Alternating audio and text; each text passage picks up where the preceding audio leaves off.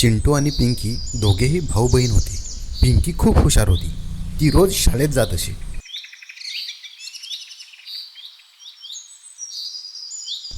आणि घरी आल्यावर आपल्या आईला कामामध्ये मदत करत असे. चिंटू हा खूप मस्तीखोर होता. तो सारखा अख्खा दिवस उनाडक्या करीत फिरायचा. शाळेत जाण्यासाठी सुद्धा खूप आलस करायचा. एका दिवशी तो शाळेत गेलाच नाही. मग काय, सरांनी त्याला चांगला धडा शिकवायचे ठरवले आणि त्याच्या वर्गातील 4-5 मुले त्याला उचलून आणण्यासाठी पाठवली. त्यांनी चिंटूला पकडले आणि उचलून शाळेत घेऊन आले. मग काय, सगळी मुले त्याला हसू लागली. चिंटूला चांगलीच अद्दल घडली. मग दुसऱ्या दिवसापासून तो रोज शाळेत जाऊ लागला. म्हणून रोज शाळेत गेले पाहिजे.